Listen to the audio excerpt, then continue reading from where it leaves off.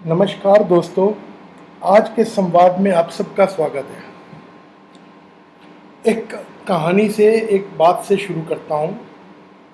बात है साहब, आज से कुछ साल पहले की धर्मेंद्र जो एक्टर हैं, उनको लाइफ टाइम अचीवमेंट अवार्ड दिया फिल्म फेयर ने साहब। तो अवार्ड देने के बाद उनको बुलाया गया कि आइए जी, आप दो शब्द कहिए। तो साहब, धर्मेंद्र ने माइक पकड़ने के बाद जो पहली बात कही वो सुनने लायक थी, समझने लायक थी। बोला कि भाई, बहुत साल इंतज़ार करने के बाद ये मौका आया है, तो दो शब्द तो बोलूँगा नहीं, जी भर के बोलूँगा। ठीक है। तो साहब, आज संजय गुलाटी मुसाफिर अपने फेवरेट टॉपिक करियर काउंसलिंग पे बोलने वाला है, तो कम नहीं बोलूँगा, जी भर के बोलूँगा साहब। कितनी भी कड़ियाँ लगेंगी, जो जो कहना है, जितना कहना है सब कहूँगा। प्यार से समझाने की, बताने की कोशिश करूँगा। संवाद को दोनों तरफ से बना के रखिएगा, अच्छा रहेगा, आगे बढ़ने में मदद मिलेगी साहब। बात को शुरू करते हैं साहब। सबसे पहला और सबसे ज़रूरी सवाल कि करियर काउंसलिंग क्यों चाहिए। तो साहब, जितने लोग मेरी एज ग्रुप के हो, 40s एंड 50s के बीच में, मैं तो अब 50s में आ रहा हूँ, तो जितने भी लोग मेरी एज ग्रुप के हो, वो इस बात को अच्छे से समझते होंगे कि हमारे ज़माने में करियर काउंसलिंग तो एक तरफ छोड़ो, स्ट्रीम चूज करने का एक ही पैरामीटर होता था, एक ही। जो इंटेलिजेंट है वो साइंस, जो निकम्मे है वो आर्ट्स, जो ना साइंस का रहा ना आर्ट्स का रहा वो कॉमर्स में रहा। ठीक है साहब। तो ये करियर काउंसलिंग थी, ये एडवाइस था, यही सब कुछ था। हद ये थी साहब, मैं कॉमर्स स्ट्रीम का था, क्योंकि कहते हैं ना इधर का ना उधर का, तो कॉमर्स का, मैं कॉमर्स का था साहब। अब वो जैसा एक रिवाज सा होता है जी, क्या करना चाहते हो, 11वीं के पहले दिन की बात बता रहा हूँ, क्या करना चाहते हो, सब बोल रहे हैं सीए करूँगा, मैंने भी बोल दिया सीए करूँगा, मुझे आज तक नहीं पता सीए क्या बना है। समझ रहे हैं साहब। तो ये तो हमारी करियर काउंसलिंग थी, ये हमें एक एडवाइस या डायरेक्शन थी हमारी लाइफ की। और जैसा कि मैं हमेशा कहता हूं साहब, हमेशा कहता हूं, ज्यादातर लोग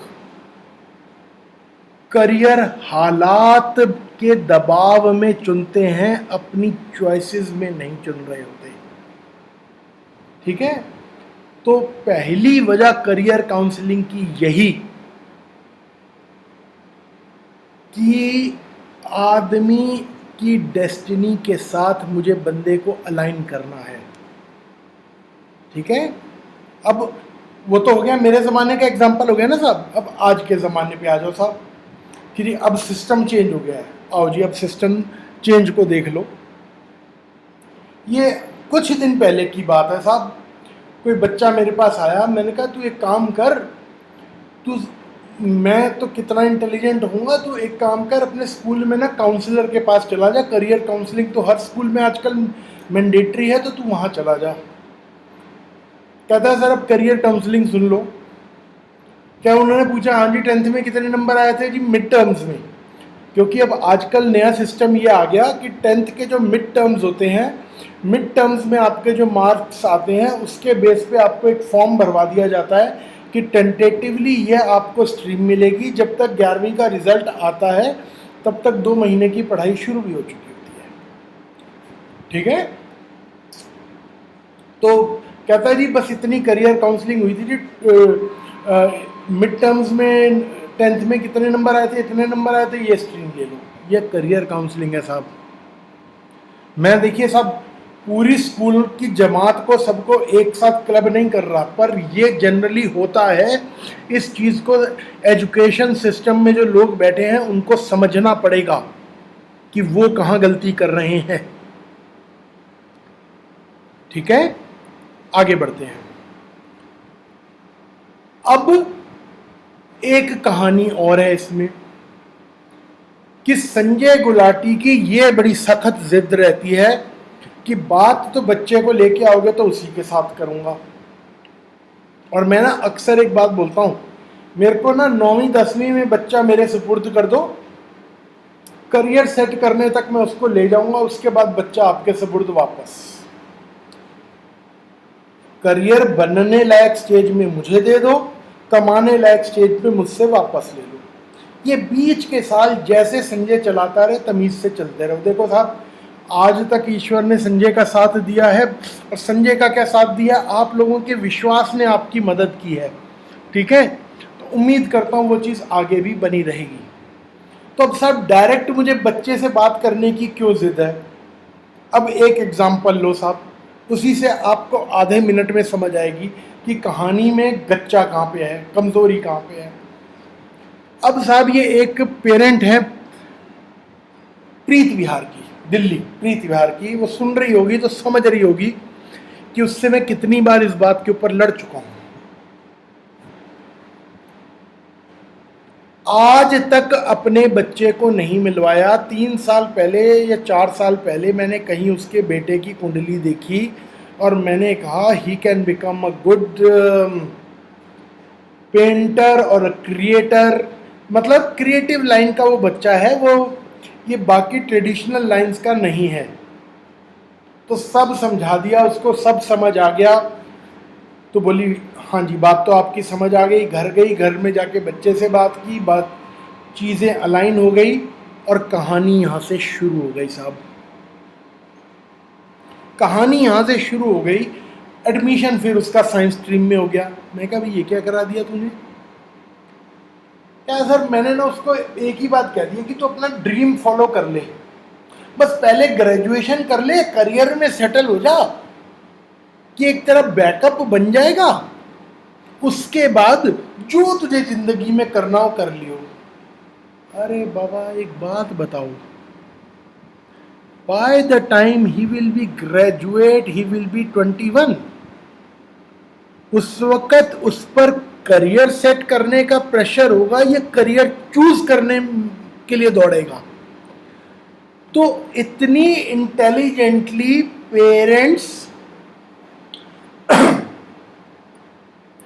बच्चे के एक कच्चे मन को, कच्चा मन ही होता है साहब उस वक्त, 14-15 साल का बच्चा जब 10वीं से बाहर निकल रहा होता है और 11वीं में एडमिशन लेनी होती है, तो एक बिल्कुल कच्चा नाजुक मन होता है साहब। वो उसको इतना साइलेंटली मैनिपुलेट कर देते हैं और उसको ये समझा देते हैं कि जो हम सोच रहे हैं वही एक्चुअली तेरे लिए बेस्ट स्ट्रीम है।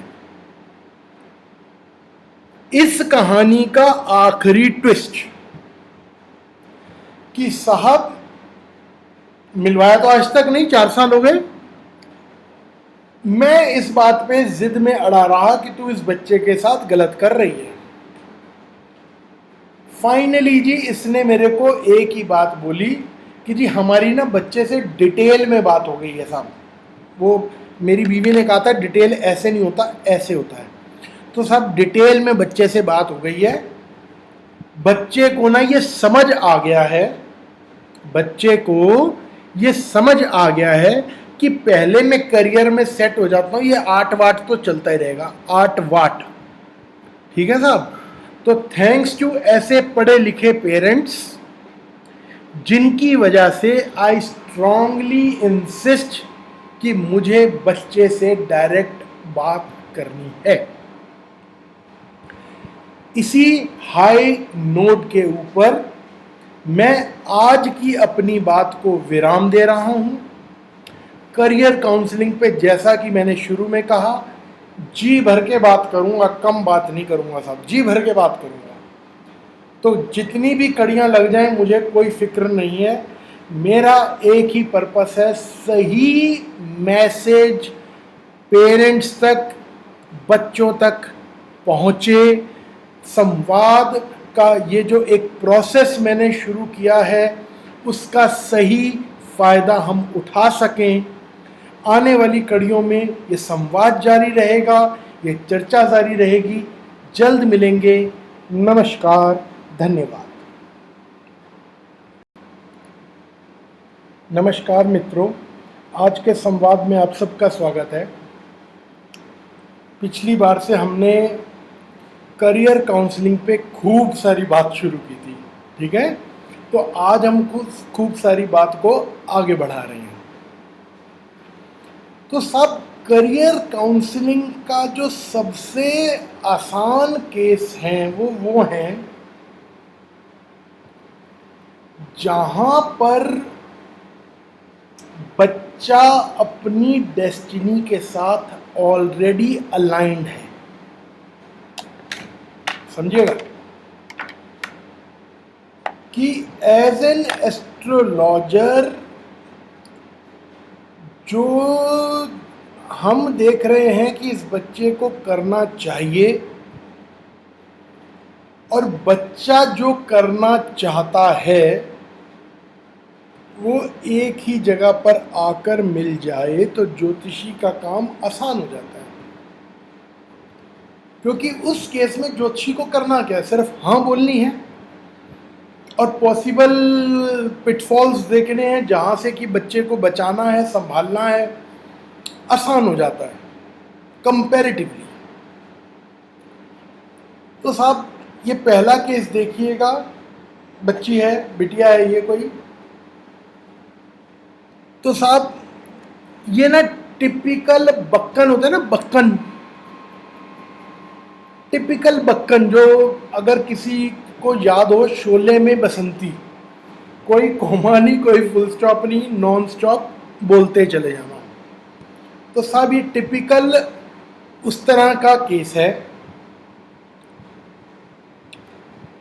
पर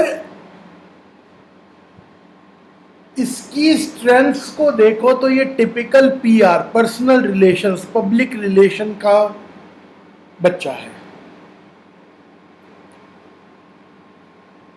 तो एज एन एस्ट्रोलॉजर और एज एन क्लाइंट हमारा ब्रेन अलाइंड था कि जाना तो किसी पब्लिक रिलेशन जैसी चीज में है। 5, 7, 10 चीजें नैरो डाउन हुई। नैरो डाउन करते करते साइकोलॉजी पे नैरो डाउन हुए कि भाई साइकोलॉजी तेरे लिए अच्छी रहेगी। अब साइकोलॉजी में आकर एस्ट्रोलॉजर और ये बच्चा आमने सामने भिड़ गए। समझिएगा साहब, भिड़ गए। भिड़े इस तरह से कि मेरी लाइफ का ये पहला केस था जिसको मैंने शायद साइकोलॉजी की स्ट्रीम में रिकमेंड किया था, तो मेरी नॉलेज लिमिटेड थी। तो मैं इंसिस्ट कर रहा था कि साइकोलॉजी के लिए 11th 12th में तेरे को साइंस स्ट्रीम लेनी पड़ेगी। And this girl was adamant कि मैं कोई भी सब्जेक्ट पढ़ दूंगी, मेरे को ये बायोलॉजी नहीं पढ़नी।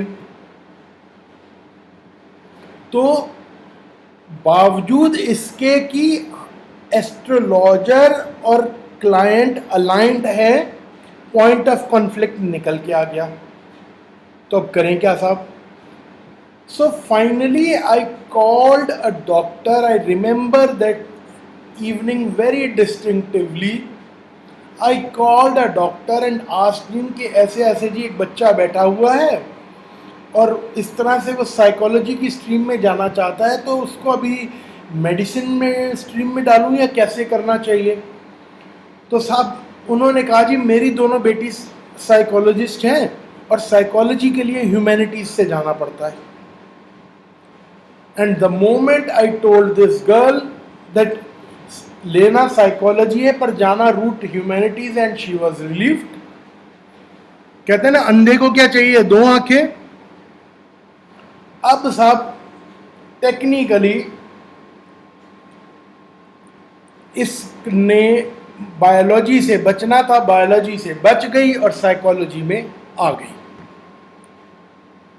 And as the story goes, she became a psychologist. She is working as a psychologist, doing well, and shall do quite well in her career. तो प्राइमरली डेस्टिनी और बच्चे का दिमाग जहां अलाइंड है वहां काम आसान हो जाता है। यहां पर इसकी स्टोरी में I don't know that's interesting और not, but for some that will be useful if you extract intelligent thing out of it. अब क्योंकि ये ह्यूमैनिटीज में थी, cutting the rest of the story short, school में teacher मिले, अरे बेटा क्या कर रहे हो आप? मैं ना ह्यूमैनिटीज में हूँ।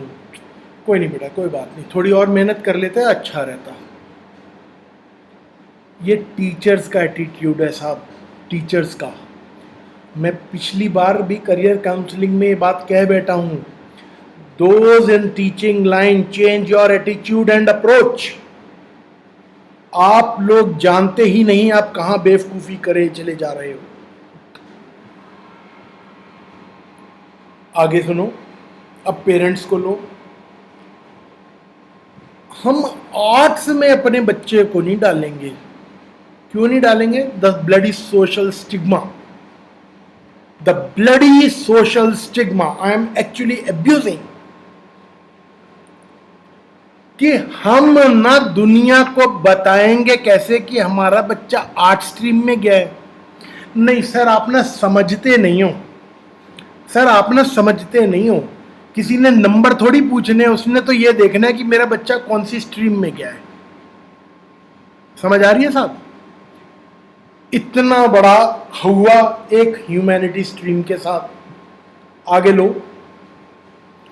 The best part of this girl's story, as I advised, she filled her form, preference number 1 humanities, preference number 2 humanities। और साहब इसको स्कूल से ना फोन आ गया कि बेटे आप ना आज गलती से फॉर्म गलत भराए हो। मैम क्या हुआ जी? अब बच्चे आपने फर्स्ट नंबर पे ना साइंस लिखना था, आपने दोनों में ह्यूमैनिटीज लिख दिया। And she told I only want humanities. आपको ये बात समझ आ रही है साहब कि जब डेस्टिनी अलाइंड है बच्चे के दिमाग के साथ तो चीजें कितनी स्मूथ हो जाती हैं। वहां पर सोशल स्टिग्मा और ये सब चीजें मैटर करना बंद हो जाती हैं, because the child is enjoying the process। Coming to the next case, it's a very beautiful case, पर इस केस के लिए हाथ जोड़ के माफी साहब जी, ये देखिए हाथ जुड़े हुए हैं। कल ही इस बिटिया का मेरे को मैसेज आया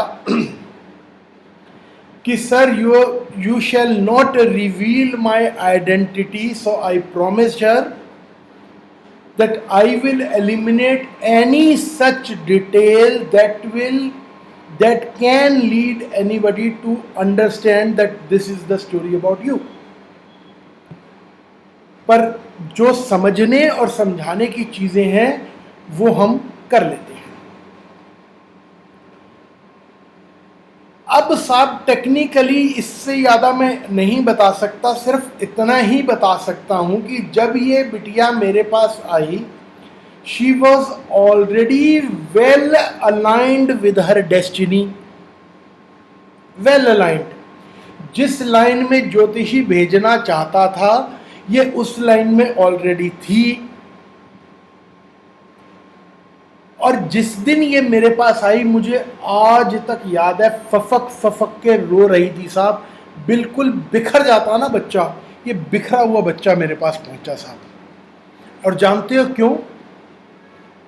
जिस ऑर्गेनाइजेशन में ये जॉब कर रही थी उसी दिन सुबह इसको नौकरी से निकाल के बाहर फेंक दिया। अब साहब ज्योतिषी का ना दिमाग चलना चाहिए, मजा आना चाहिए। मैंने इसकी कुंडली देखी, मैं कहा this is a blessing in disguise for you, this is a blessing in disguise. तेरे साथ तो अच्छा हो रहा है। कहती है कैसे? मैं कहा तेरे को अगली जॉब तो कल सुबह मिल रही है। और मैंने कहा तू एक बात समझ ले, ये ना तू इस काम के लिए नहीं बनी, तू बेसिकली टीचिंग के लिए बनी है। बेसिकली तू टीचिंग के लिए बनी है। मैं इससे ज्यादा बोल नहीं पाऊंगा। जैसे ही मैंने बोला और इस बच्चे का सीक्रेट आउट हो जाएगा। तो साहब हुआ ये कि एज प्रॉमिस्ड अगले दिन या एक आध दिन बाद इस लड़की को जॉब मिल गई and her career took a path. दोबारा से रफ्तार पकड़ गया साहब इसका करियर। वो पकड़ना ही था। शी वॉज ऑलरेडी अलाइंड में। उसमें संजय गुलाटी का, ज्योतिषी का कोई योगदान नहीं है, सिवाय इसके कि उस एक मोमेंट पे संजय ने इस बच्चे को सिर्फ ये समझाया कि हिम्मत हारने का वक्त नहीं है।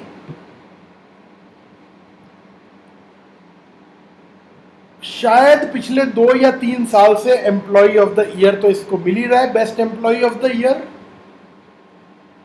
कहानी में यहां से खूबसूरती और बढ़ने शुरू हो जाती है साहब, कि as I told her, as I promised कि तू पढ़ाने के लिए बनी है, तो इसकी ऑर्गेनाइजेशन ने पूरा एक नया टीचिंग यूनिटी शुरू कर दिया इसी की लाइन का। And obviously she is teaching there and doing well. अपना जॉब को परस्यू कर रही है, साइमल्टेनियसली टीचिंग को परस्यू कर रही है। And the best part of the story, she has become a motivational speaker simultaneously। जहां टीचिंग आती है ना साहब, वहां वाणी, नॉलेज, पढ़ाई सब मिक्स हो रही हैं, वही मोटिवेशनल स्पीकर में मिक्स हो रही हैं। इससे ज़्यादा साहब मैं बता नहीं सकता। जहां मैंने बताया और वहां आपने इस बच्चे को नैरो डाउन किया। मैं चाहता ही नहीं कि ये बच्चा नैरो डाउन हो, पर जो भी लोग मेरी बात को सुन रहे हैं साहब, आप इस बात को समझ लीजिए कि जब आप अपने डेस्टाइन्ड पाथ पर चलते हैं तो कामयाबी आसानी से मिल जाती है। अगर गलती से 9वीं 10वीं की फिजिक्स याद हो तो 9वीं 10वीं में शायद एक पढ़ा करते थे हम, that a boy is swimming down stream और अपस्ट्रीम। तो जब डाउनस्ट्रीम होता है, या पहले अपस्ट्रीम बताता हूं, जब अपस्ट्रीम होता है तो उसके तैरने की स्पीड में से पानी के टकराने की स्पीड माइनस हो जाती है, क्योंकि वो पानी उसको रेजिस्ट कर रहा होता है। पर जब वो डाउनस्ट्रीम तैर रहा होता है, पानी के बहाव में तैर रहा होता है, तो डेस्टिनी मतलब उस समय पर उसकी स्पीड में पानी के बहाव की स्पीड को ऐड कर दिया जाता है, बिकॉज वो भी तैर रहा है और पानी भी उसको आगे बढ़ने में मदद कर रहा है साहब।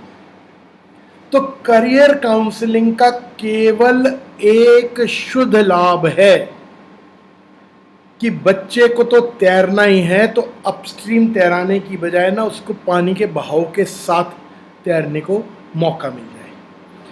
इसी एक पॉजिटिव नोट के साथ आज के संवाद को मैं विश्राम दे रहा हूँ। जल्द मिलेंगे और बातें करेंगे, बहुत सारी बातें करेंगे साहब। मैंने पहले कहा करियर काउंसलिंग मेरा फेवरेट सब्जेक्ट है, मन भर के बातें करूँगा। ठीक है साहब, आशा है कि आपका हमारा प्रेम बना रहेगा, ये संवाद जारी रहेगा। नमस्कार, धन्यवाद। नमस्कार मित्रों, आज के संवाद में आप सबका स्वागत है। करियर काउंसलिंग के ऊपर ये हमारी सीरीज़ चल रही है। इसमें पिछली बार हमने देखा कि जब आदमी अपने डेस्टिनी के साथ अलाइंड है तो उसके एफर्ट्स कितने स्मूथ और रिजल्ट्स जो हैं वो मल्टीप्लाई होके मिल जाते हैं। आज हम बात करने वाले हैं कि जब आप अपनी डेस्टिनी से अलाइंड नहीं हैं तो क्या और कैसे कष्ट आता है और कैसे अल्टीमेटली डेस्टिनी से अलाइन होना पड़ता है। एक एक करके किस्सा लेता जाता हूँ, बात समझाता जाता हूँ साहब। सबसे कॉमन रीज़न अपनी डेस्टिनी से अलाइन ना होने का रहता है साहब, फैमिली प्रेशर या फैमिली चॉइसेस। प्रेशर के ऊपर साहब मैं ग्रूमिंग ऑफ चाइल्ड में बहुत कुछ कह चुका, ज़्यादा मैं इसके बारे में यहाँ चर्चा करूँगा नहीं। ये चीज़ मैं उसमें कहीं जिक्र किया था ग्रूमिंग ऑफ अ चाइल्ड में ही, कि कभी कभी बच्चा माँ बाप के सपने को ही अपना सपना मान लेता है।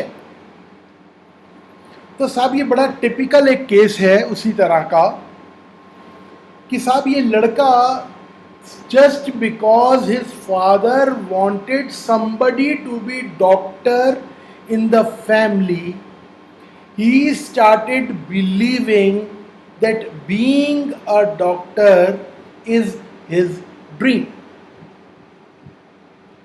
मेडिकल शायद इसने एक बार अटेम्प्ट किया या 2 बार किया, मुझे याद नहीं है, एंड एज ऑब्वियस क्लियर नहीं हुआ। एंड आई केप्ट इंसिस्टिंग कि इंजीनियरिंग तेरा रूट है कामयाबी का। फाइनली इसने इंजीनियरिंग की, इंजीनियरिंग में कामयाब हुआ। इंजीनियरिंग के बाद फिर एमबीए में एडमिशन लेने में थोड़ा सा स्ट्रगल किया इसने, पर अल्टीमेटली एमबीए फ्लाइंग कलर से क्लियर किया और आज करियर में ठीक ठाक कर रहा है। ठीक ठाक, जब मैं ठीक ठाक बोलूँ तो उसे अच्छा समझो, क्योंकि मैं ज़रा थोड़ा सा नीचे का है, एक टोन नीचे करके ही बात करता हूँ। तो साहब वो करियर में ठीक ठाक कर ही रहा है बच्चा। तो कभी कभी ये जो होता है ना, ब्रेन आपका नॉन अलाइंड होता है, तो कुछ नहीं, बीच में आपके कुछ साल वेस्ट होने का एक खतरा हो जाता है साहब। बस आना घूम फिर के आपको अपने डेस्टिनी के पाथ पे ही पड़ेगा। जितनी जल्दी आ जाएंगे उतना आसान हो जाएगा। आज का मेन केस अगले वाला, बहुत सारी इसके बारे में मुझे बातें करनी है, बहुत सब मुझे समझाना है। अब साहब जब ये लड़का मुझे मिला तो मुझे टिपिकली याद नहीं है, पर ये बताता है कि साहब ये 8वीं क्लास में था। थोड़ा सा उद्दंड रहा होगा, माँ बाप ले आए होंगे, मेरे को उतनी पुरानी इसकी मेमोरी है नहीं। आगे चल के कौन सी स्ट्रीम लेनी है, अब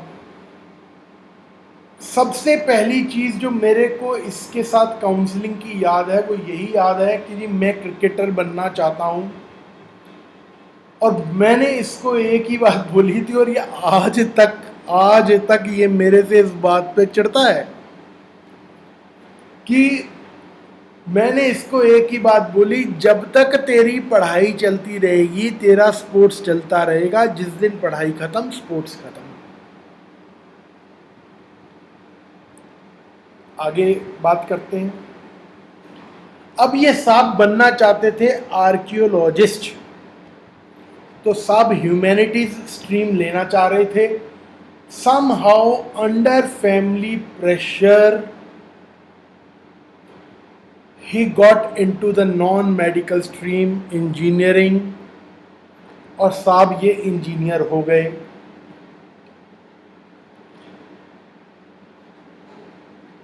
ग्रेजुएशन करने ये बाहर गए, वहाँ पर ठीक ठाक की तो इसकी कहानी है, वो बीच की कहानियाँ सुनाऊंगा तो वो एक ज़माना उसी में गुजर जाएगा साहब। तो इसका तो ठीक ठाक भी बहुत टफ रहा। खैर करते कराते ये साहब जी इंजीनियर बन गए और कहानी यहाँ से शुरू होती है। इंजीनियर बनने तक की कोई कहानी नहीं है साहब, कहानी यहाँ से शुरू होती है। अब साहब इस केस को ना मैं पहले एक बार जिक्र कर चुका हूँ आपसे। जिक्र मैंने किया था साहब इसका ग्रूमिंग ऑफ अ चाइल्ड में, कि बच्चा ठीक ठाक पढ़ गया, जॉब ठीक ठाक लग गई, और अब पिताजी इसकी जान के पीछे पड़े हुए हैं, एमबीए कर, एमबीए कर, एमबीए कर, एमबीए कर, क्योंकि इसके करियर को फास्ट ट्रैक पे डालना है। मैंने वहां पर भी ये बात बताई थी, आज फिर यहां बता रहा हूं, and I kept insisting that you are destined for something far better in your life. Luckily और अनलकीली, लकीली और अनलकीली ये साहब को डायबिटीज डायग्नोस हो गई साहब। अब डायबिटीज डायग्नोस होना अपने आप में कोई बहुत बड़ा हुआ नहीं है साहब, पर at a very young age of probably 26-27 he was diagnosed with type 1 diabetes. कहने का मतलब साहब अब जिंदगी इंसुलिन पे चलनी है।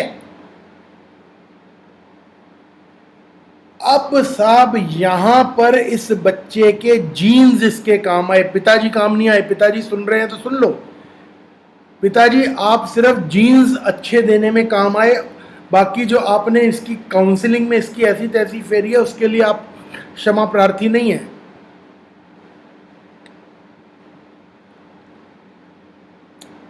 इसको एक फाइटर जीन्स मिले हैं साहब, तो रादर कि ये उस चीज से हार जाता, इसने उसको हराना शुरू कर दिया साहब। And he found an intelligent way to deal with type 1 diabetes. आप समझिएगा साहब,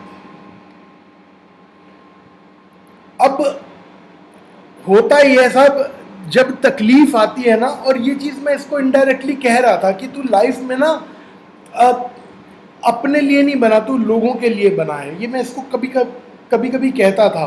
पुराने नोट्स कभी हम बैठ के डिस्कस करते हैं तो खूब हंसते हैं हम इन बातों के ऊपर कि ईश्वर किस रास्ते से लेकर आता है आपको आपके ट्रैक के ऊपर।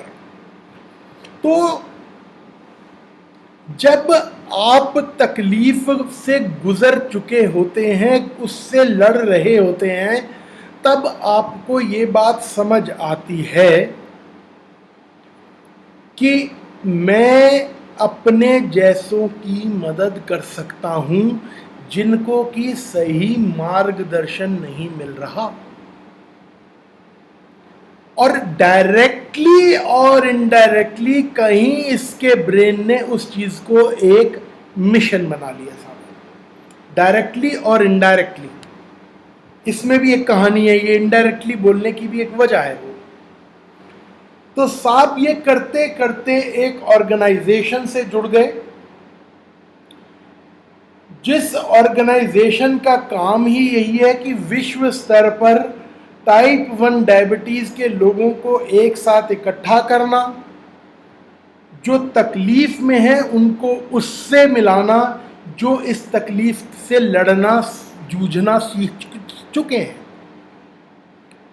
तो एक तरह से उस ऑर्गेनाइजेशन से आने से जुड़ने से इस बच्चे को ये फायदा मिला कि जो इसकी जिंदगी का एक रास्ता था वो अचानक से बड़ा हो गया साहब, एकदम से हॉराइजन वाइड हो गया इस बच्चे का।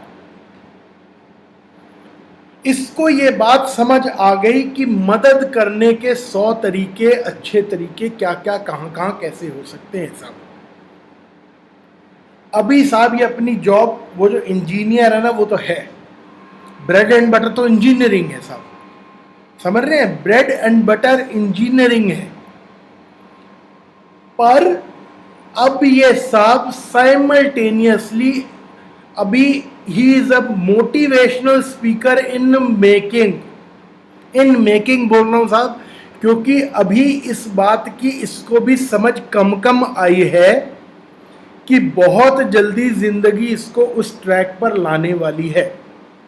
कमाएगा ये इंजीनियरिंग से ही, कमाने ये इंजीनियरिंग सही वाला है, पर ये चीज़ इसकी ज़िंदगी में इतनी बड़ी हो जाने वाली है, और ऑलरेडी होना शुरू हो गई है, क्योंकि इसको अब अलग अलग फोरम्स के ऊपर बात करने के लिए, बात कहने के लिए, लोगों से मिलने के लिए बुलाया जाने लग गया है. So things have already started. तो साहब अब ये पूरी की पूरी मैंने कहानी क्यों कही, समझाने की कोशिश की, इसमें 2-3 बातों को समझ लीजिएगा. सबसे पहली कि जरूरी नहीं है कि जो आपका पैशन है वही आपका प्रोफेशन है. मतलब वो आदमी कहीं इस चीज को इस तरह से धोखा ना ले ले कि मैं इसी चीज के लिए डेस्टाइन्ड हूं, तो इसीलिए ईश्वर ने मेरे को इस इंटरेस्ट में डाला है. Passion and profession can be 2 different things.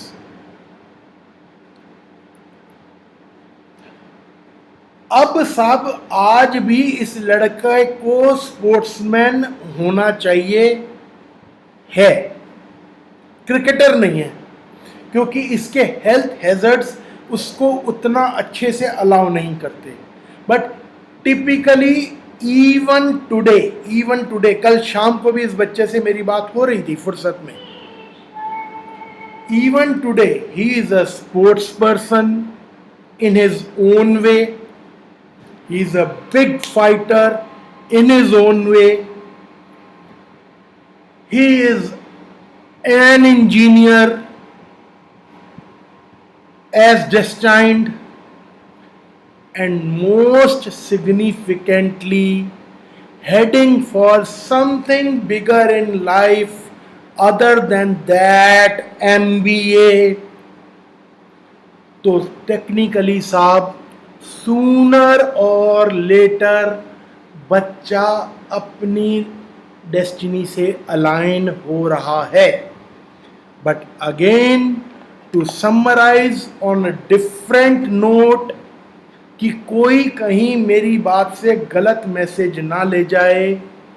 Your passion and profession can be 2 different things. ये सोचने की कोशिश नहीं करना कि ईश्वर ने मेरे दिमाग में ये चीज़ डाली है तो यही मेरा प्रोफेशन है. प्रोफेशन कुछ और हो सकता है साहब. ठीक है, आने वाले दिनों में हम अभी इस चीज़ के ऊपर खूब और बातें करने वाले हैं. बहुत इंटरेस्टिंग बातें करनी है मुझे, हट के बातें करनी है, जो कि आप और हम सोचते नहीं, समझते नहीं. As a parents, as a counselors, ये जो स्कूल में जो बैठे हैं ना साहब, जो सो कॉल्ड बच्चों के भविष्य को बनाने वाले, कहाँ गलतियां कर रहे हैं साहब. मैं जगाना चाहता हूँ आप लोगों को भी. सिर्फ मुझे बच्चों को या बच्चे के माँ बाप को नहीं जगाना, आपको भी जगाना है. ठीक है, तो कहाँ हम गलतियां कर रहे हैं ये समझने की ज़रूरत है, अलग से चीज़ों को देखने की ज़रूरत है. आने वाले कड़ियों में हम खूब सारी और बातें करेंगे. संवाद जारी रहेगा. आपका हमारा प्रेम व्यवहार बना रहे. नमस्कार, धन्यवाद. नमस्कार मित्रों, आज के संवाद में आप सबका स्वागत है. हम बात कर रहे हैं करियर काउंसलिंग की. उसी कड़ी को आगे बढ़ाते हुए आज की बात को एक इंटरेस्टिंग स्टोरी से शुरू करता हूँ. तो साहब बात यूँ है कि एक आदमी था, व्यापार करता था, पर स्पिरिचुअलिज्म में उसका मन लगता था. अब व्यापार में जाए तो मन व्यापार में रम जाए, या यूँ कह लो कि मन करे स्पिरिचुअलिज्म में जाऊँ, स्पिरिचुअलिज्म में जाए तो मन करे व्यापार में जाऊँ. तो बहुत ही डिलेमा में चल रहा था. तो इसी उधेड़-बुन में एक दिन बड़ी संकरी गली से चल रहा था और सामने से कोई रेडी वाला आ रहा था. तो रेडी वाले ने आवाज़ दी कि भाई जी एक तरफ हो जाओ. और उसने कहा वाह वाह वाह प्रभु, आपने मेरे को मार्ग दिखा दिया.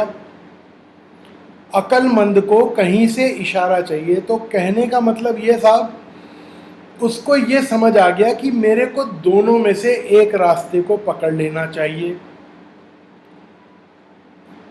प्राइमरीली मैं इन्हीं चीज़ों के ऊपर आज बात करने वाला हूँ. तो साहब पिछली बार हमने जैसे देखा कि हर बार आपका पैशन प्रोफेशन नहीं होता. आज भी मैं उसी चीज को आगे बढ़ाने वाला हूं। पहले केस को देखिए, समझिए। ये सब मेरे हम उम्र हैं। व्यापार में जब इनकी मेरी मुलाकात हुई तो ये व्यापार में स्ट्रगल कर रहे थे, बहुत अच्छे सेट नहीं थे, खराब भी नहीं थे पर बहुत अच्छे सेटल नहीं थे। पर उससे इंपॉर्टेंट बात कि व्यापार कर रहे थे क्योंकि रोटी खानी है और बनना चाहते थे पॉलिटिशियन, पॉलिटिकल करियर में आना चाहते थे। और स्टेटस इनका उन सालों में एक ही था जिसे हम देसी जबान में चमचा कहते हैं। साहब वो सुन रहा होगा साहब मेरी बात को। अब होता ये है साहब, पार्टीज में ना आपको एक इज्जतदार सा नाम तो दे दिया जाता है, कार्यकर्ता, जिला, ये अलग अलग जैसे लेवल के कार्यकर्ता, पर आपका स्टेटस चमचे का रहता है नीचे से ऊपर तक। हर कोई एक दूसरे के कड़ी से बंधा हुआ ऊपर जाने के लिए एक सहारा ढूंढ रहा है। साहब पॉइंट समझ रहे हैं साहब? तो साहब इनका उन सालों में स्टेटस था ग्रास रूट लेवल का चमचा। मैं पॉलिटिशियन या नेता नहीं बोलूंगा साहब। 20, 50, 100, 500, 1000 लोग जानता हुआ इनको, but that can not define a political career.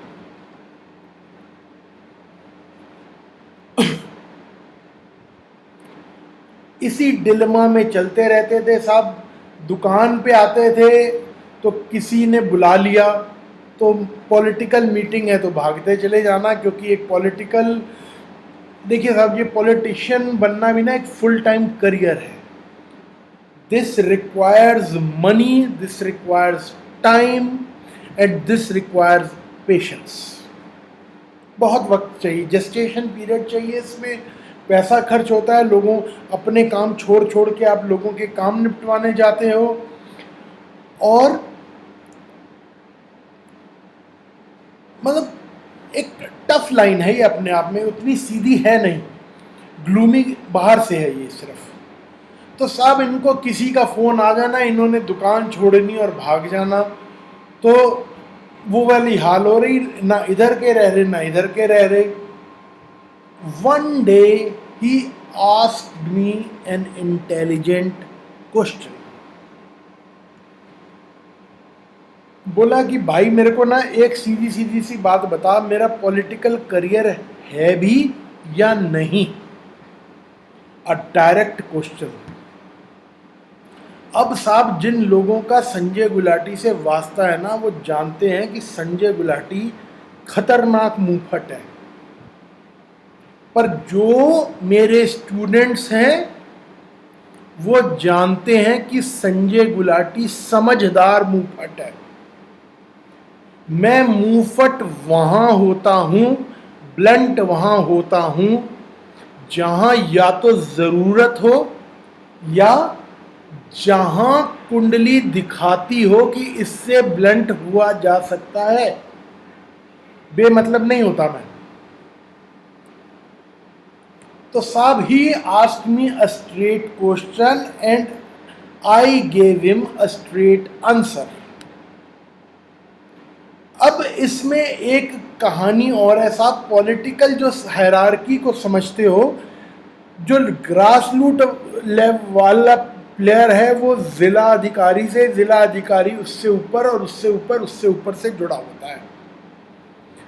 Matter of chance ये जो पूरी की पूरी कड़ी हायरार्की में ऊपर जाती थी या जाती है, मेरे पास सबकी कुंडलियां थी, सब मेरे क्लाइंट्स थे। तो मैंने साहब इसको एक बात बोली कि तू अपनी को तो छोड़, तू जिससे जुड़ा है और वो जिससे जुड़ा है उनका भी कुछ नहीं होना, उनका भी कुछ नहीं होना। ये बात है शायद 1999 के आसपास की, ये जो मैंने बात कही आप बताई मैंने उसको। बाकियों का तो पता नहीं साहब, ऊपर वालों का। इसको ये मेरी बात समझ आ गई, and he started focusing on his business and simply forgot the political career. Priority बदल गई ना, वो जो था कि भाई एक तरफ हो जा, तो ये एक तरफ हो गया।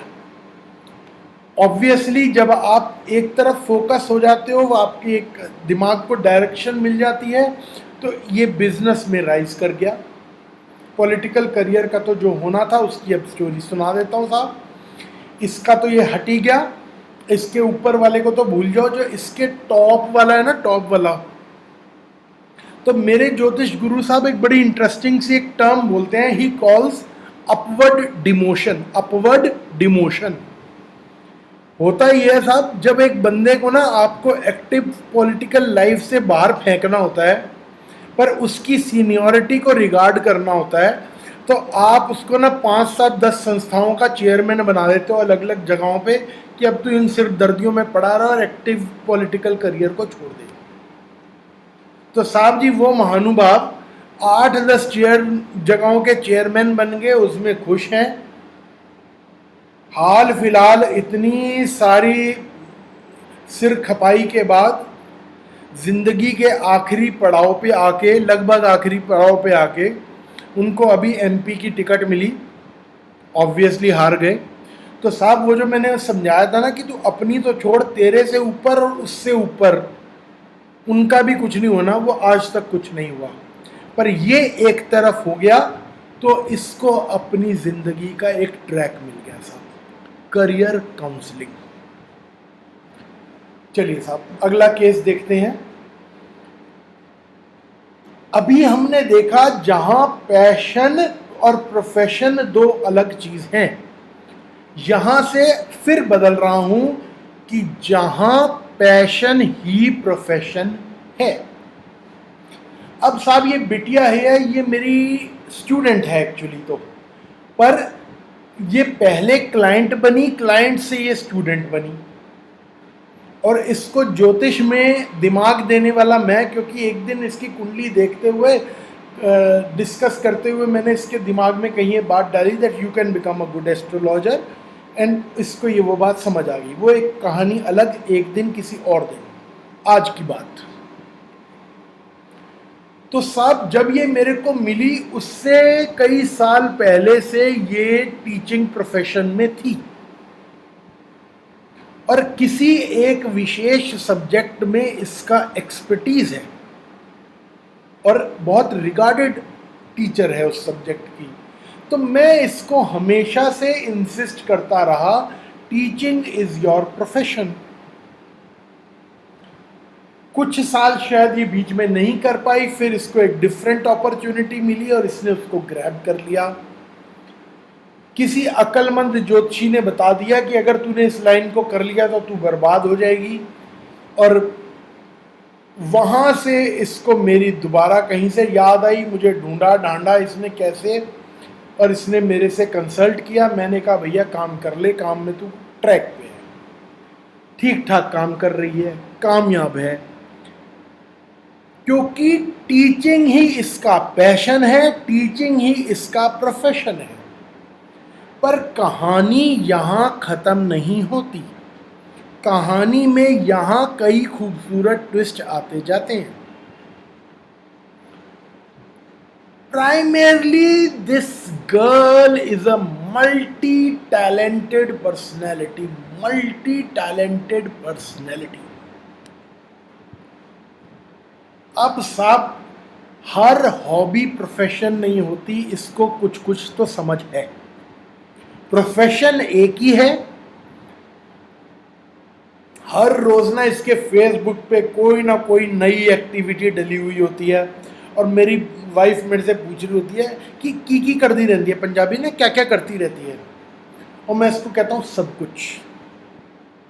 She is pursuing her passion as a passion, but a right direction as a profession, as simple as that. हर पैशन प्रोफेशन नहीं होता, पर आपके पैशन में से जो एक आपका करियर हो सकता है उसको पकड़ लो ना, बाकी सबको सिर्फ पैशन के लेवल पे रहने दो। Career counselling. तो साहब इस एक पॉजिटिव थॉट के साथ, नोट के साथ कि आप आज की पूरी डिस्कशन में से कुछ अच्छा, कुछ काम का एक्सट्रैक्ट कर पाए होंगे, मैं आज की अपनी बात को इति कर रहा हूँ। करियर काउंसलिंग में अभी बहुत सी बातें बाकी हैं, बहुत सी बातें हम और करेंगे। आने वाली कड़ियों में फिर मिलेंगे, संवाद जारी रहेगा। नमस्कार, धन्यवाद। नमस्कार दोस्तों, आज के संवाद में आप सबका स्वागत है। करियर काउंसलिंग पे हम बात कर रहे हैं, उसमें शायद ये 5वीं कड़ी है। आज हम बात करने वाले हैं कि जहाँ पर जातक आइडेंटिफाई ही नहीं कर पाता कि उसका पैशन है क्या। तो साहब दाएं बाएं अच्छे एग्जाम्पल ढूंढने की बजाय ना, ये Joshi, I am a good example. तो आज मेरे बड़े सारे स्टूडेंट्स को मज़ा आने वाला है, क्योंकि अब मैं नॉर्मली अपनी डिस्कस हॉरोस्कोप करता नहीं, करने देता नहीं। तो कभी वो कुछ पूछते भी हैं तो silence is the best answer. तो आज मेरे स्टूडेंट्स को मेरे से ज़्यादा मज़ा आने वाला है। तो चलिए साहब, आज संजय गुलाटी मुसाफिर की ज़िंदगी के कुछ हिस्सों पर नज़र डालते हैं। तो साहब मेरा केस एक टिपिकल केस है जहाँ पर ये समझा जा सकता है that every passion cannot be a profession। पहले किसी शायद कड़ी में मैं ये बात आपको समझा बैठा हूँ कि मेरे पास करियर काउंसलिंग के नाम पे ना एक ही चीज़ थी, साइंस करनी नहीं, ह्यूमैनिटीज़ में निकम्मे जाते हैं, बचा क्या, कॉमर्स हो गई। कॉमर्स करके क्या करना है, सब बोल रहे थे सीए, संजय बोल रहा था सीए। अब साहब समझिएगा कितनी हॉबीज है मेरी, उन चीज़ों पर नज़र डालिएगा जिन्हें मैं आज भी परस्यू करता हूँ। Music, singing, sketching, poetry, authorship, किताबें भी लिखी हैं मैंने। बाय ट्रेनिंग मैं ग्राफिक डिज़ाइनर हूँ, तो जितनी भी मेरी किताबें लिखी हैं उनके कवर तो मेरे दोस्त ने कंपोज किए हैं, पर जो कंटेंट कंपोजिंग है पूरी की पूरी मेरी है साहब। Making it a print ready, सारी कंपोजिंग मेरी है। और आगे देखिएगा, मैंने शौकिया नौकरी करने के लिए एज एन अकाउंटेंट भी जॉब की हुई है। ये हॉबीज़ है, अभी ये हॉबीज़ की बातें बता रहा हूँ अभी मैं। आगे देखिए, हिंदी, इंग्लिश, संस्कृत ये तो स्कूल में पढ़ाते ही हैं। अब उसके अलावा देखो साहब मेरी लैंग्वेजेस मैंने कितनी सीखी, तमिल, रशियन, उर्दू, पंजाबी, जापानीज़। याद इनमें से अब एक भी नहीं होगी, वो अलग बात है, क्योंकि प्रैक्टिस करने को मिलता नहीं तो आपकी नॉलेज कहीं ना कहीं वो धीरे धीरे मिट्टी खाने लग जाती है। और ऑन द कार्ड्स जो लैंग्वेजेस हैं जो मैं अभी और सीखने का मेरा मन है और जो मैं तैयारी में हूँ, बंगाली एंड गुजराती समाओ मेरे को बड़ी अच्छी लगती है। तो ये तो मेरा हॉबीज़ का सेक्शन था।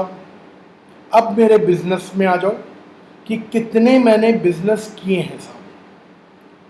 सबसे पहले मैंने सीमेंट का काम किया, साड़ियों का और शॉल्स का काम किया, फिर लेडीज सूट्स का काम किया, फिर मैंने पेंट्स और हार्डवेयर का काम किया, फिर मैं इन्वेस्टमेंट एडवाइज़र था, LIC एजेंट था, एमवे का काम किया साहब मैंने।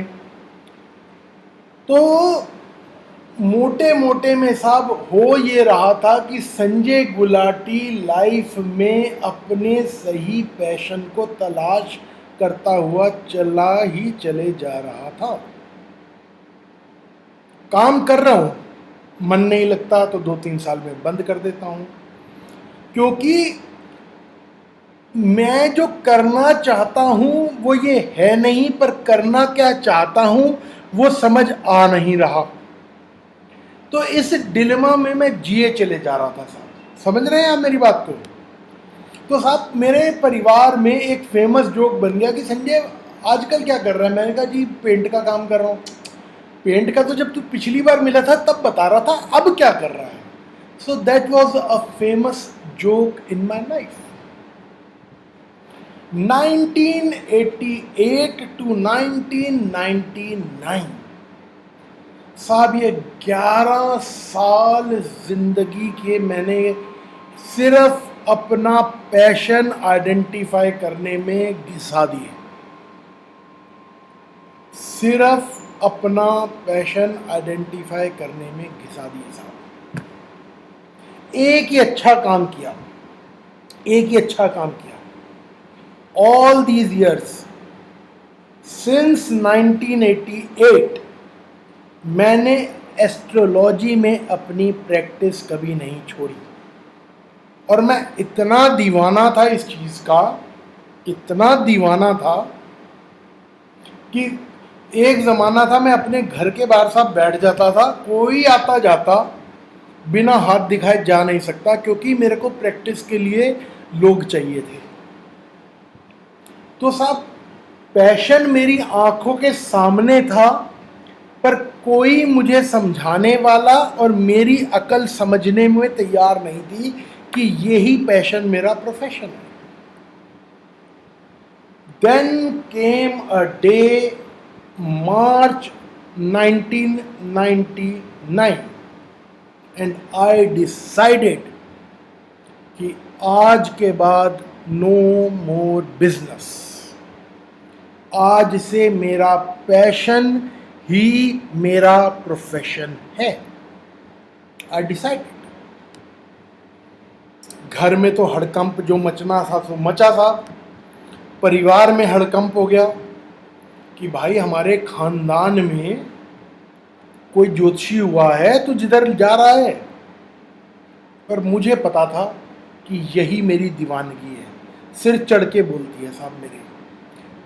तो साहब संजय गुलाटी 1999 मार्च के बाद प्रोफेशनल एस्ट्रोलॉजर हो गया। 1988 जनवरी से साहब मैं आमेचर बोलते हैं शायद, आमेचर था। मार्च 1999 I became a professional astrologer.